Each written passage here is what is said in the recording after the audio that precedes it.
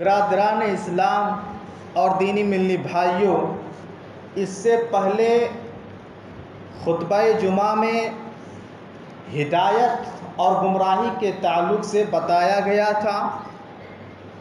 میرے بھائیوں، انسان جب ہدایت پا جاتا ہے تو ہدایت پانے کے بعد اس کے لیے سب سے ضروری جو چیز ہوتی ہے وہ کیا ہے پتہ ہے؟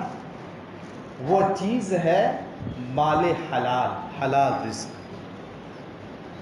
انسان ہدایت پر آ گیا، الحمدللہ، بہت اچھی بات، لیکن اس ہدایت کے پانے کے بعد جو وہ اعمال کریں گے وہ کامیاب کیسے ہوں گے؟ اس کا دار و مدار حلال رزق اور حلال روزی پر ہے۔ اس لیے مناسب سمجھا کہ اس تعلق سے کچھ باتیں آپ کے سامنے رکھوں کہ کسب حلال، مال حلال کی کیا اہمیت ہے۔ دعا کیجئے اللہ رب العالمین سے، اللہ رب العالمین ہم سارے مسلمانوں کو کسب حلال کمانے کھانے کی توفیق عطا فرمائے، آمین۔ میرے بھائیوں، یہ بات سچ ہے، اللہ تبارک و تعالیٰ نے انسان کو اس دنیا میں بھیجا ہے آخرت کو بنانے کے لیے، آخرت کو سنوارنے کے لیے۔ انسان آیا ہے اس دنیا میں اس لیے تاکہ آخرت کے لیے کما لے، اور آخرت کی زندگی ہمیشہ رہنے والی ہے۔ یہ تو 2 دن کی زندگی ہے، کب انسان اس دنیا سے چلا جاتا ہے ہم اور آپ دیکھ رہے ہیں، کچھ کہہ نہیں سکتے، لیکن اصل جو ٹھکانہ ہے وہ آخرت کا ٹھکانہ ہے۔ لہٰذا اس آخرت کو بنانے کے لیے دنیا کے اندر جتنی بھی زندگی ملی ہے وہ گزارنا پڑتا ہے، وہ زندگی جینا پڑتا ہے، اور انسان دنیا میں اس وقت تک جیتا ہے جب تک رب کی مرضی ہو۔ یہ بھی ایک حقیقت ہے، اور یاد رکھو، انسان جب دنیا میں زندگی گزارتا ہے، انسان جب اس دنیا میں جیتا ہے تو اس زندگی کے لیے مال کی ضرورت پڑتی ہے۔ بغیر مال کے انسان پوری زندگی گزار دے، یہ نہیں ہو سکتا۔ مال انسان کی ضرورت ہے۔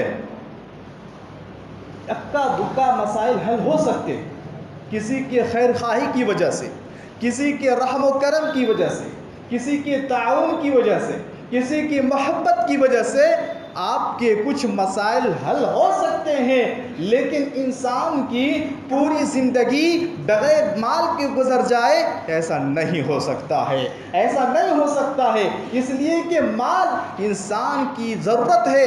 خود قرآن کہتا ہے، سورہ نساء، اللہ ارشاد فرماتا ہے وَلَا تُؤْتُوا السُّفَهَاءَ أَمْوَالَكُمُ الَّتِي جَعَلَ اللَّهُ لَكُمْ قِيَامًا، کہ لوگوں، اللہ تبارک و تعالیٰ نے تمہارے لیے قائم و دائم رہنے کا ذریعہ اور وسیلہ مال کو بنا دیا ہے۔ لہٰذا معلوم ہوا کہ دنیا کی زندگی گزارنے کے لیے، دنیا میں جینے کے لیے مال کی ضرورت پڑتی ہے۔ بغیر مال کے کوئی معاملات نہیں ہوا کرتے ہیں، بغیر مال کے زندگی کے معاملات آگے نہیں بڑھا کرتے ہیں، مسائل حل نہیں ہوا کرتے ہیں، بغیر مال کے ایک نوالا بھی نصیب نہیں ہوتا۔ میرے بھائیوں، جہاں ہماری شریعت یہ بتاتی ہے کہ مال انسان کی ضرورت ہے، وہیں ہماری شریعت یہ بتاتی ہے کہ اس ضرورت کو پورا کرنے کے لیے کچھ ضوابط ہیں، کچھ اصول ہیں۔ انسان اس اصول کے تحت اس ضرورت کو پورا کرے تو کامیاب ہے۔ سب سے پہلی بنیادی شرط اور سب سے پہلا اصول یہ ہے کہ انسان اس ضرورت کو پورا کرنے کے لیے مال کما کر حاصل کرے، مال محنت کر کے حاصل کرے، مال جستجو کے ساتھ حاصل کرے، اور حلال طریقے سے حاصل کرے، اور حلال مال ہی حاصل کرے۔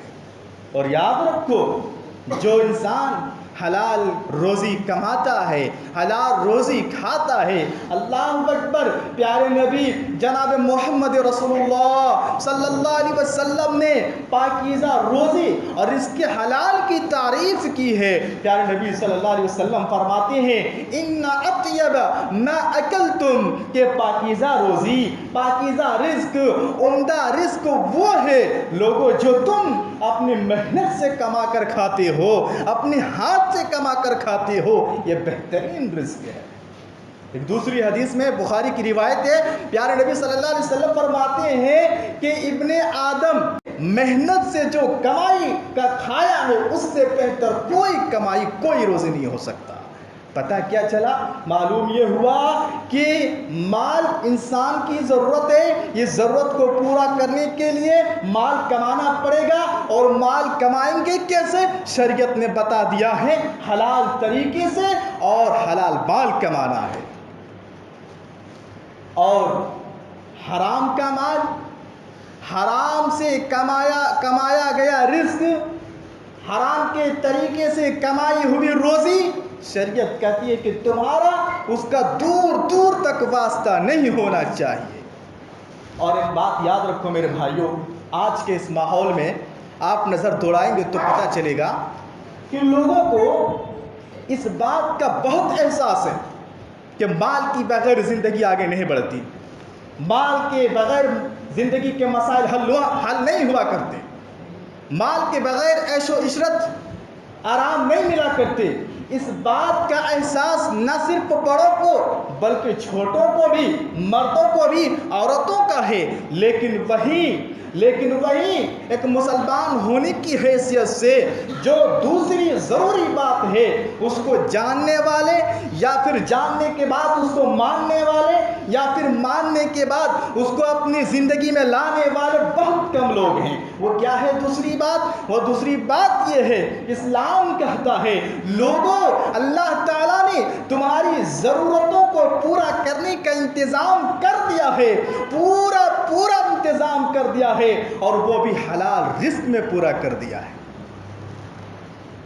پوری زندگی کا، تمہاری زندگی میں کتنی مال کی ضرورت تھی، تمہاری زندگی میں کتنا مال کا رزق کی ضرورت تھی، روزی کی ضرورت تھی، اللہ تعالیٰ نے پورا انتظام کر دیا ہے۔ اور جائز جو راستے ہیں، حلال جو راستے ہیں، اللہ تعالیٰ نے، ہماری شریعت نے تمہیں اجازت دے رکھی ہے جہاں سے تیرے منہ میں حلال کا لقمہ پہنچ سکتا ہے۔ اس بات کا آج لوگوں کو بہت کم احساس ہے۔ اللہ تبارک و تعالیٰ نے حلال اور حرام کا فرق بتا دیا ہے، اور پیارے نبی صلی اللہ علیہ وسلم فرماتے ہیں الحلال بین والحرام بین، حلال بھی واضح ہے، حرام بھی واضح ہے۔ میرے بھائیو ایک بات یاد رکھو، کسب حلال، مال حلال، رزق حلال کی اہمیت کا اندازہ آپ لگانا چاہتے ہیں تو اس بات سے اندازہ لگائیں کہ اللہ تبارک و تعالیٰ نے نہ صرف رسولوں کو، نہ صرف مومنوں کو بلکہ دنیا میں بسنے والے جتنے انسان ہیں تمام لوگوں کو اللہ نے یہی حکم دیا ہے کہ رزق حلال کماؤ، رزق حلال کھاؤ۔ کیوں؟ اس لیے کہ یہ جو روزی کا مسئلہ ہے، یہ جو رزق کا مسئلہ ہے، بڑا نازک اور بڑا اہم مسئلہ ہے۔ یہ رزق کا مسئلہ ہماری عبادتوں سے جڑا ہوا ہے، رزق کا مسئلہ ہماری دعاؤں سے جڑا ہوا ہے، رزق کا مسئلہ ہمارے اخلاق اور کردار سے جڑا ہوا ہے، رزق کا مسئلہ ہماری صحت اور تندرستی سے جڑا ہوا ہے، رزق کا مسئلہ ہماری آنے والی نسلوں سے جڑا ہوا ہے، رزق کا مسئلہ معاشرے سے جڑا ہوا ہے۔ یاد رکھو میرے بھائیو، پاکیزہ روزی پاکیزہ صحت کو جنم دیتی ہے، پاکیزہ روزی پاکیزہ اخلاق اور کردار کو جنم دیتی ہے، پاکیزہ روزی آنے والی نسلوں کو پاکیزہ بناتی ہے، پاکیزہ روزی پاکیزہ معاشرے کو جنم دیتی ہے۔ یہی وجہ ہے اللہ تبارک و تعالیٰ نے نہ صرف رسولوں کو، نہ صرف مومنوں کو، اس زمین میں بسنے والے جتنے انسان ہیں ان تمام لوگوں کو اللہ تعالیٰ نے رزق حلال کمانے اور کھانے کا حکم دیا ہے۔ دیکھیے اللہ تعالیٰ نے رسولوں کو حکم دیتے ہوئے فرمایا یا ایھا الرسل کلوا من الطیبات کلوا من الطیبات واعملوا صالحا. سورۃ المومنون آیت نمبر 51 کے اندر اللہ نے فرمایا اے رسولو اللہ تعالیٰ نے تمہیں جو مال دے رکھا ہے، جو روزی دے رکھی ہے، پاکیزہ روزی میں سے کھاؤ. وَاعْمَلُوا صَالِحًا اور نیک عمل کرو. دیکھیے آیت میں اگر غور کریں گے تو پتہ چلے گا اللہ نے پہلے حکم کیا دیا؟ عمل کرنے کا نہیں. اللہ نے پہلے کیا حکم دیا؟ اے رسولو حلال کھاؤ، حلال کھاؤ. پھر بعد میں اللہ نے کہا وَاعْمَلُوا صَالِحًا اور نیک عمل کرو. کیا پتہ چلا اس سے؟ پتہ کیا چلا؟ معلوم ہوا نیک عمل انہی کے قبول ہوں گے جو حلال کھائے گا. چاہے وہ تہجد پڑھے، حج کر لے، عمرہ کر لے، کتنی بھی بڑی نیکی کا کام کر لے، اگر حرام کا رزق کھاتا ہے تو عبادتیں قبول نہیں ہوگی. جب رسولوں کی یہ حالت ہے، اللہ فرما رہا ہے کہ پہلے حلال کھاؤ وَاعْمَلُوا صَالِحًا پھر عمل کرو، نیک عمل کرو. میرے بھائیوں یہی حکم اللہ تبارک و تعالیٰ نے مومنوں کو دیا ہے. اللہ تبارک و تعالیٰ سورہ بقرہ آیت نمبر 172 پر ارشاد فرماتا ہے یا ایھا الذین آمنوا کلوا من طیبات ما رزقناکم. اے ایمان والو، اے مومنو، اللہ تعالیٰ نے تمہارے لیے جو پاکیزہ روزی دے رکھا ہے اس پاکیزہ روزی تم کھاؤ، وہ حلال رزق تم کھاؤ. اور یہی حکم اللہ تبارک و تعالیٰ نے دنیا کے اندر بسنے والے تمام لوگوں کو اللہ نے دیا ہے. اللہ سورہ بقرہ آیت نمبر 168 کے اندر ارشاد فرماتا ہے یا ایھا الناس کلوا مما فی الارض حلالا طیبا. اے لوگو سنو، اللہ تعالیٰ نے اس زمین کے اندر تمہارے لیے جو حلال چیزیں رکھی ہیں، جو پاکیزہ روزی رکھی ہیں، ان حلال چیزوں کو کھاؤ. تو اندازہ کیجئے اللہ تعالیٰ نے ایک ایک کر کے سارے لوگوں کو حکم دیا. پہلے رسولوں کو، پھر مومنوں کو، پھر تمام لوگوں کو حکم دیا، جس سے پتہ چلتا ہے مال حلال کی کیا اہمیت ہے، مال رزق حلال کی کیا اہمیت ہے. اور ہماری شریعت بتاتی ہے، اللہ تعالیٰ نے بتا دیا ہے، حلال و حرام کا فرق بتا دیا ہے، اور یہ بھی بتا دیا ہے کہ تمہاری ضرورت کے لیے اللہ تعالیٰ نے حلال روزی کا انتظام بھی کر دیا ہے، یہ بھی بتا دیا ہے. اس لیے میرے بھائیوں حلال رزق کی تلاش میں اپنی زندگی گزارو، حلال رزق کی جستجو میں اب محنت کرو. اپنی روزی کا انتظام ہو، یا گھر بنگلے کا انتظام ہو، یا کھانے پہننے کا انتظام ہو، میرے بھائیوں یہ سارے انتظامات حلال کی کمائی سے کرو، حلال روزی سے کرو. اور یاد رکھو حرام سے کمایا ہوا مال، حرام سے کھایا جانے والا مال، جھوٹ بول کر کھایا جانے والا مال، سود کے ذریعے سے کھایا جانے والا مال، رشوت کے ذریعے کھایا جانے والا مال، دوسروں کا حق مار کر کھایا جانے والا مال، یتیموں کا حق مار کر کھایا جانے والا مال، صدقے کا مستحق نہ ہوتے ہوئے صدقے کا کھایا جانے والا مال، زکوٰۃ کا مستحق نہ ہوتے ہوئے زکوٰۃ کا کھایا جانے والا مال، غریبوں کا کھایا جانے والا مال، حرام سے کھایا جانے والا مال. میرے بھائیوں یاد رکھو یہ مال حرام کی وہ قسمیں ہیں جو انسان کی دنیا اور آخرت کی تباہ و برباد کر دیتی ہیں. لیکن افسوس کی بات ہے، آج دیکھیں گے سماج اور معاشرے کا جائزہ لیں گے، آج انسان ایک ہی چیز کی فکر کرتا ہے، وہ ہے مال.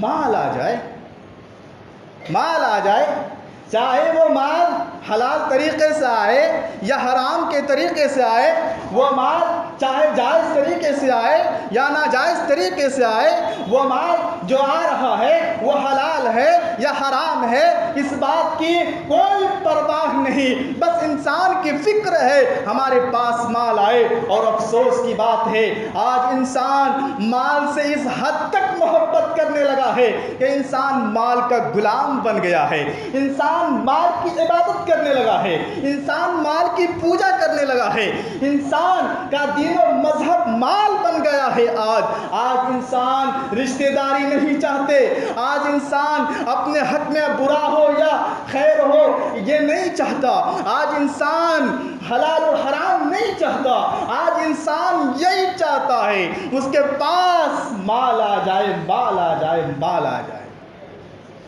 میرے بھائیو یاد رکھو، مال اللہ رب العالمین کی طرف سے ایک بہت بڑی نعمت بھی ہے۔ مال اللہ کی طرف سے ایک بہت بڑی نعمت بھی ہے، اور یہ نعمت کب ثابت ہوگا ہمارے حق میں؟ جب اس مال کو ہم حلال طریقے سے کمائیں گے، جائز طریقے سے کمائیں گے، اور اس مال کو جب ہم جائز جگہوں پر، حلال جگہوں پر، حلال طریقے سے خرچ کریں گے تو یہ مال نعمت ہے۔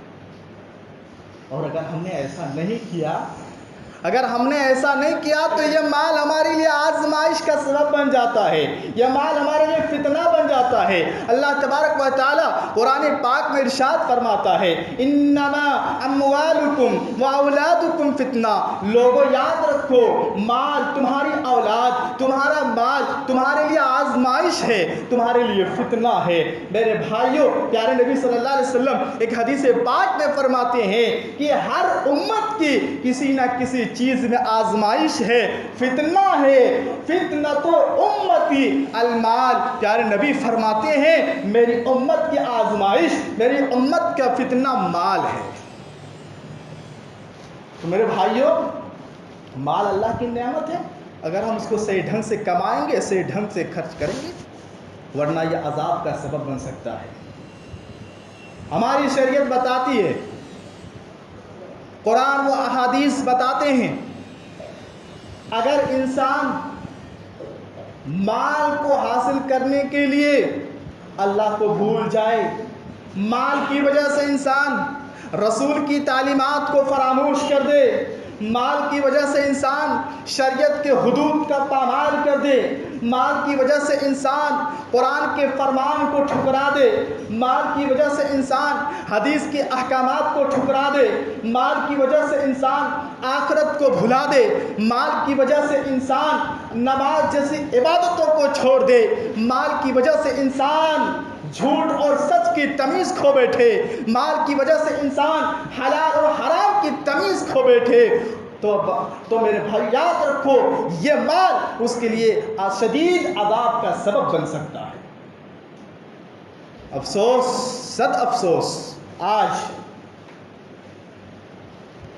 میں اپنوں کی بات کر رہا ہوں، مسلمانوں کی بات کر رہا ہوں، اگر آپ مسلمانوں کا سروے کریں گے، جائزہ لیں گے تو پتہ چلے گا آخر جمعہ میں مسجدیں بھری رہتی ہے، جمعہ میں مسجدیں بھری رہتی ہیں، باقی ایک ہفتے مسجدیں ویران کیوں؟ پانچوں نمازوں میں ہم کہاں رہتے؟ نمازوں سے ہم غافل کیوں ہو گئے؟ نمازوں سے دور ہونے کا سبب کیا ہے؟ اگر آپ ان سوالوں کا جواب چاہتے ہیں اور لوگوں سے پوچھیں گے بھائی کیا بات ہے، نماز کو کیوں نہیں آ رہے ہو، نماز پابندی کے ساتھ کیوں نہیں پڑھ رہے ہو، سارے لوگ کیا جواب دیتے ہیں پتہ ہے؟ وہ یہی جواب دیتے ہیں بھائی میں دکان میں تھا، میں تجارت کر رہا تھا، کاروبار کر رہا تھا، پیسے کما رہا تھا، مال کما رہا تھا۔ میرے بھائیوں، ہماری شریعت مال کمانے سے روکتی نہیں ہے، ہماری شریعت تجارت کرنے سے روکتی نہیں ہے، ہماری شریعت مالدار بننے سے، مال خوب سے خوب کمانے سے منع نہیں کرتی ہے، ہماری شریعت تو کہتی ہے خوب مال کماؤ، خوب مالدار بنو، خوب مال حاصل کرو۔ لیکن میرے بھائیو یاد رکھو اس مال کے چکر میں اگر ہم اللہ کو بھلا دیے اور نماز جیسی عبادتوں سے ہم غافل رہے تو یہ مال ہمارے لیے فتنہ ہے، یہ مال ہمارے لیے آزمائش ہے۔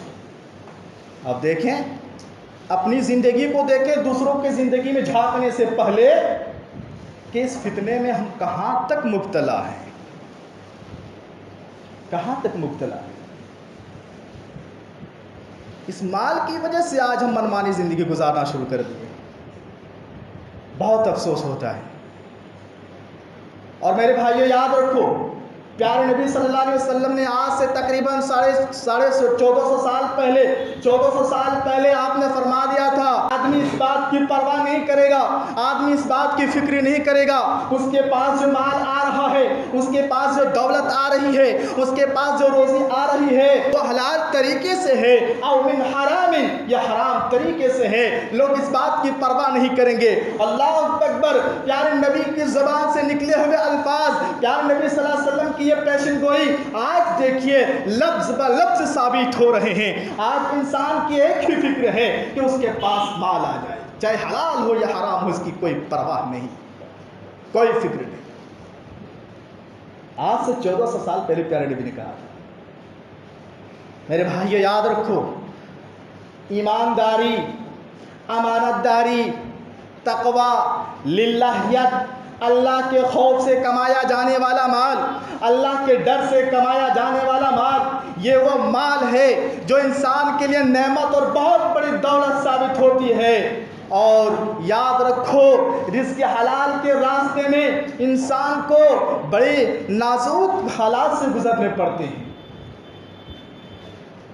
ہم اپنے اسلاف کی زندگی دیکھیں گے تو پتہ چلے گا کہ حلال اور حرام کا احساس ہمارے اسلاف میں کس قدر موجود تھا۔ اللہ اکبر۔ امام احمد بن حنبل رحمہ اللہ کے زمانے میں امام احمد بن رحمہ اللہ کے پاس ایک عورت آئی اور سوال کیا۔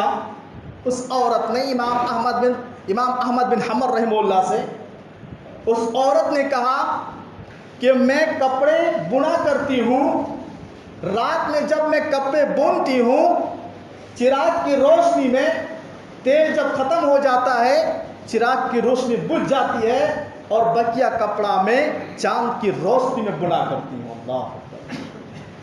وہ عورت کہتی ہے کہ میرا سوال یہ ہے کہ میں آدھے کپڑے چراغ کی روشنی میں بنا ہوں اور آدھے کپڑے چاند کی روشنی میں بنا ہوں، اور ظاہر سی بات ہے چراغ کی روشنی میں جب کپڑے کی بنائی کرے تو وہ مضبوط بنائی ہوتی ہے، اس لیے کہ روشنی زیادہ ہوتی ہے بالمقابل چاند کی روشنی میں۔ تو یہ فکر، یہ احساس اللہ اکبر کس قدر موجود تھا۔ آپ دیکھیے، عورت کہتی ہے امام احمد بن حنبل رحمہ اللہ سے کہ کیا میں جب کپڑے کو فروخت کروں یہ لوگوں کو بتانا پڑے گا کہ آدھا کپڑا چراغ کی روشنی میں بنا گیا ہے، آدھا کپڑا چاند کی روشنی میں بنا گیا۔ اللہ اکبر۔ احساس دیکھیے رزق حلال، مال حلال کا۔ کیوں؟ کس گھرانے سے تعلق رکھتی تھی یہ عورت؟ امام احمد بن حنبل رحمہ اللہ نے جب سنا وہ تعجب کرنے لگے اور پوچھ بیٹھے، اے خاتون بتاؤ تمہارا کس گھرانے سے تعلق ہے، کس خاندان سے تعلق رکھتی ہو؟ تو اس خاتون نے کہا کہ میں بشر الحافی کی بہن ہوں۔ اور اس زمانے میں بشر الحافی رحمہ اللہ یہ بہت بڑے متقی تھے، بہت بڑے پرہیزگار تھے، بہت بڑے اللہ والے تھے۔ کہا میں اس کی بہن ہوں۔ میرے بھائیوں، میں بتانا یہ چاہتا ہوں کہ ہمارے اسلاف میں دیکھیے حلال کمائی اور حرام کمائی سے بچنے کا احساس کس قدر تھا کہ رات کی چراغ کی روشنی میں بنا ہوا کپڑا اور چاند کی روشنی میں بنا ہوا کپڑے میں وہ ڈر رہے اس کو کہ کہیں ہم غلط تو نہیں کر بیٹھے۔ اللہ اکبر۔ اور یہی نہیں، ہم سب نے واقعہ سنا بھی ہوگا، ابو بکر صدیق رضی اللہ تعالیٰ عنہ کے پاس جب ان کے غلام نے ہدیہ پیش کیا، ابو بکر صدیق رضی اللہ تعالیٰ عنہ نے اس ہدیے میں سے وہ چیز کھا لیے، اور جب کھائے تب خادم نے کہا کہ پتہ ہے آپ نے جو یہ چیز کھائی ہے وہ کہاں سے آیا ہے، کیا چیز ہے؟ کہا مجھے تو نہیں معلوم۔ تو غلام نے کہا زمانی جہالت میں کاہن والا عمل کرتا تھا، غیب کی بات بتاتا تھا۔ ایک آدمی کو میں نے بتایا کہ تمہارے ساتھ ایسا ہوگا اور آج وہ اس کے ساتھ ایسا ہو گیا ہے، جس خوشی میں یہ ہدیہ مجھے دیا ہے اور میں نے یہ ہدیہ آپ کے سامنے رکھا اور آپ نے اسے کھا لیا۔ اللہ اکبر۔ جب ابو بکر صدیق رضی اللہ تعالیٰ عنہ کو معلوم ہوا کہ یہ حلوان الکاہن سے آیا ہوا ہدیہ ہے. حلوان الکاہن یعنی غیب کی بتانے والے جو مال کماتے ہیں اسی کو حلوان الکاہن کہتے ہیں. میٹھی میٹھی بات یعنی میٹھی میٹھی کمائی یعنی لوگوں محنت کی نہیں, لوگوں کو جھوٹ بتا کر غیب کی بات بتا کر پیسہ کماتا ہے. ہماری شریعت میں یہ حرام ہے. کاہن کا عمل, کاہن کی کمائی یہ حرام ہے. جب ابوبکر صدیق رضی اللہ تعالیٰ عنہ کو پتا چلا کہ یہ اسی کی وجہ سے ہدیہ آیا ہے, اپنی انگولی کو ابوبکر صدیق رضی اللہ تعالیٰ عنہ لیتے ہیں اور حلق میں رگڑنے لگتے ہیں اور اس وقت تک رگڑتے ہیں جب تک کہ وہ چیز جو پیٹ میں چلی گئی تھی وہ باہر نہ آ گئی. اللہ اکبر. آپ دیکھیے, غور کیجیے. اور سیم یہی واقعہ سیم اسی طرح عمر بن خطاب رضی اللہ تعالیٰ عنہ کے ساتھ بھی پیش آیا. کسی جگہ گئے تھے, بھوک لگی تھی, عمر فاروق رضی اللہ تعالیٰ عنہ اونٹنی کے پاس گئے, اونٹنی کا دودھ نکالا اور پی گئے. دودھ پینے کے بعد انہیں معلوم ہوا کہ یہ جو اونٹنی ہے یہ صدقے سے آئی ہوئی اونٹنی ہے, یہ زکوٰۃ کی اونٹنی ہے. اور عمر فاروق رضی اللہ تعالیٰ عنہ زکوٰۃ کے مستحق نہیں تھے, اس لیے کہ وہ مستطیع تھے, ان کے لیے حرام تھا. جو زکوٰۃ کا مستحق نہیں اور زکوٰۃ کا مال کھاتا ہے وہ حرام کا مال کھاتا ہے. عمر رضی اللہ تعالیٰ عنہ نے جب معلوم ہوا کہ یہ زکوٰۃ سے آئی ہوئی اونٹنی ہے, انہوں نے بھی اپنی انگلی کو لیے اور حلق میں رگڑنے لگے اس وقت تک جب تک کہ وہ دودھ آپ نے قے نہیں کر دیا, وہ دودھ باہر نہیں آ گیا. اللہ اکبر. اندازہ کیجئے ہمارے اسلاف حلال و حرام کا کس قدر احساس اور کس قدر اس معاملے کو سنگین سے لیتے تھے. آج ہماری حالت کیا ہے؟ آج ایک لقمہ چھوڑو, آج انسان پوری صحت بنایا ہوا ہے حرام کی کمائی سے. آج کا جائزہ لیں گے تو آج کوئی ایسا بندہ نہیں ملتا ہے کہ جس کی طرف ہم انگلی کر کے کہہ سکیں اس کا روزی حلال ہے, اس کے جسم حلال سے پرورش ہوئی ہے, اس کے گھر میں جو اینٹ لگی ہے ایک ایک اینٹ حلال کی ہے, وہ جس گاڑی میں چل رہا ہے وہ گاڑی حلال کی ہے, وہ جس گھر میں رہ رہا ہے وہ گھر حلال کی ہے, وہ جس ماحول میں رہ رہا ہے اور جو چیزیں استعمال کر رہا وہ چیزیں حلال کی ہے. آج ایسا نہیں ملتا ہے کہ ہم انگلی اٹھا کر فلاں شخص کی طرف کہہ سکیں. ہے ایسا؟ کیونکہ ہماری اکثریت حرام خوری میں گزر رہی ہے. ہمیں مال چاہیے چاہے حلال ہو یا حرام. ہمارے اسلاف کی زندگی ابھی آپ نے دیکھا, ایک نہیں اس طرح کے کئی واقعات ہیں اس قدر حساس ہوتے تھے. کیوں؟ کیونکہ انہیں اس بات کا احساس تھا ہمیں دنیا میں ہمیشہ نہیں رہنا ہے, ہمیں آخرت کی طرف جانا ہے, رب کے پاس جواب دینا ہے, ہمیں جنت حاصل کرنا ہے. یہ طرف یہ شوق ان کے اندر تھا. یہی وجہ ہے کہ حلال اور حرام کی تمیز کرتے تھے, حلال اور حرام میں فرق کرتے تھے اور حلال ہی مال سے اپنی روزی اور اپنی زندگی گزارا کرتے تھے. یاد رکھو میرے بھائیوں, جس کے حلال کماتا ہے اس کے بڑے فائدے ہیں. اللہ کے رسول صلی اللہ علیہ وسلم کی حدیث ہے, آپ صلی اللہ علیہ وسلم فرماتے ہیں ان اللہ طیب, اللہ پاک ہے, لا یقبل الا طیبا, اللہ سوائے پاکیزہ مال, پاکیزہ روزی, پاکیزہ رزق کچھ اور قبول نہیں کرتا ہے. آج کئی لوگ شکایت کرتے ہیں ہماری دعائیں اثر نہیں ہو رہی ہے. میرے بھائی یاد رکھو, آداب کے جو دعائیں وہ سارے آداب آپ اپنا لیں, وہ سارے آداب آپ اپنا لیں اور رب کے سامنے دعا کریں. اگر آپ نے مال حرام کمایا ہے, کھایا ہے, آپ کی دعا قبول نہیں ہوتی. انسان حج کرے, عمرہ کرے, نمازیں پڑھے, کیا بھی کر لے, قبول نہیں ہوتی. اس لیے میں نے کہا کہ ہدایت کے بعد, ہدایت پانے کے بعد, ایمان لانے کے بعد انسان کے اوپر سب سے بڑی جو ذمہ داری ہے وہ یہ کہ وہ مال حلال سے اپنی زندگی گزارے, مال حلال سے اپنی زندگی کی پرورش کرے, مال حلال سے آنے والی نسلوں کی پرورش کرے. اللہ رب العالمین سے دعا کیجئے اللہ رب العالمین ہم سارے مسلمانوں کو اللہ جب تک تو دنیا میں رکھے رزق حلال قصد حلال پاکیزہ روزی کمانے کھانے کے توفیق عطا فرما۔ یا پروردگار جو ہمارے مسلمان بھائی حرام خوری میں مبتلا ہیں اللہ تو ہدایت دینے والا ہے، تو انہیں ہدایت دے اور انہیں بھی پاکیزہ رزق حلال روزی کھانے کے توفیق عطا فرما۔ یا پروردگار اس دنیا میں جب تک تو ہمیں زندہ رکھ ایمان اور عمل صالح کے ساتھ رکھ، اور جب ہمارا خاتمہ ہو تو ایمان بالخیر پر ہو۔